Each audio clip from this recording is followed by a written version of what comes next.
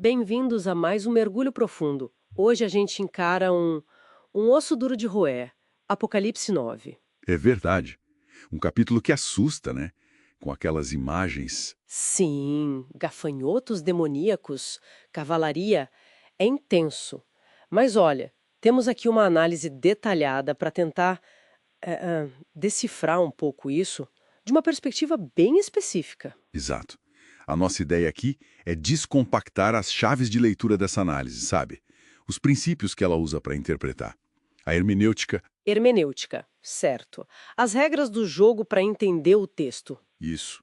E como isso se aplica, né, às famosas quinta e sexta trombetas ali do capítulo 9. A fonte usa uma abordagem chamada historicista, Historicista, vendo as profecias acontecendo ao longo da história. justamente.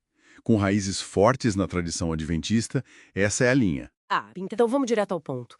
Se o Apocalipse parece tão fechado, qual a primeira chave que essa análise dá pra gente, assim, destravar? Olha, começa pelo próprio nome. Apocalipsis. Em grego, isso quer dizer revelação, tirar o véu. Então não é pra ser secreto. A ideia central da fonte é essa, que apesar da linguagem parecer doida, o livro quer ser entendido, sabe? É uma revelação de Jesus e sobre Jesus. Sobre o que ele tá fazendo depois. Tipo, complementando os evangelhos. Exatamente.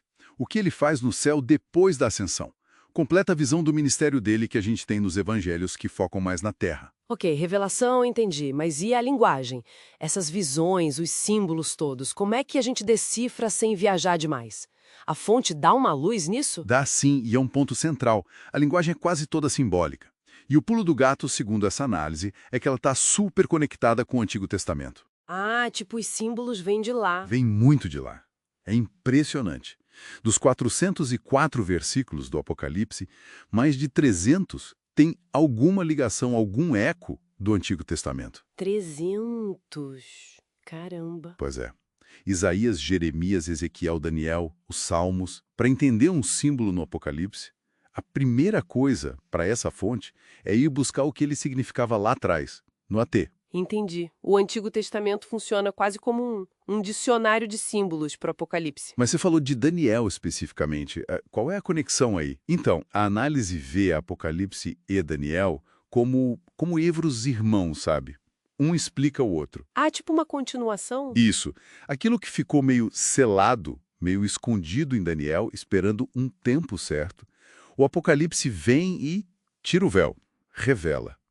Essa ligação é chave para a visão historicista. Aquela ideia de que as profecias vão se cumprindo ao longo do tempo. Exato. Não ficaram só lá atrás. Nem estão só num futuro distante. Elas se desenrolam na história cristã. Faz sentido. E falando em história e símbolo, vamos para o capítulo 9, as trombetas. Essas são famosas por serem complicadas, né? Como a fonte encara isso? Olha, ela reconhece que tem muito debate. Discussão sobre o que cada símbolo quer dizer exatamente, sobre o grego, sobre quais eventos históricos batem com a descrição. Sei, sempre tem essas discussões, né? Sempre. A fonte até cita um nome, Josiah Leach, que foi importante no século XIX para a interpretação adventista, com os cálculos sobre o Império Otomano e tal.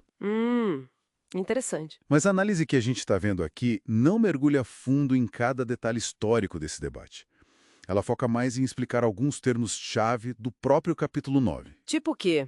Aquela terça parte, que aparece umas vezes. Exatamente essa, a terça parte. Em grego é triton, né, nos versículos 15 e 18. A interpretação é que isso mostra um impacto grande, sabe? Uma parte considerável que é afetada pelos juízos. Mas não tudo. Não tudo, nem a maioria. É substancial, mas limitado. Entendi. E aquele número absurdo de cavaleiros, 200 milhões, é literal isso? Dificilmente. Os 20 mil vezes 10 milhares, no grego duomiriades miriadon, lá no versículo 16, 200 milhões. É muita gente. Muita gente. A análise entende isso como um número simbólico. Representa uma força militar imensa, quase impossível de contar. Como cavalaria na época era sinônimo de rapidez, de ataque fulminante. Então o símbolo quer passar a ideia de algo avassalador, rápido. Exato. A vastidão e a velocidade desse juízo que está sendo descrito. É mais a ideia do que o número exato. Legal essa leitura simbólica dos números. E o rio Eufrates, que aparece lá no versículo 14, onde os anjos estão presos. Qual o lance ali? O Eufrates em greco, é outra peça importante nesse quebra-cabeça. No Apocalipse, ele está ligado com a Babilônia mística, especialmente lá no capítulo 17. Babilônia mística, que seria o quê nessa interpretação? Um sistema religioso e político que se opõe a Deus. Um cristianismo que se desviou, digamos assim.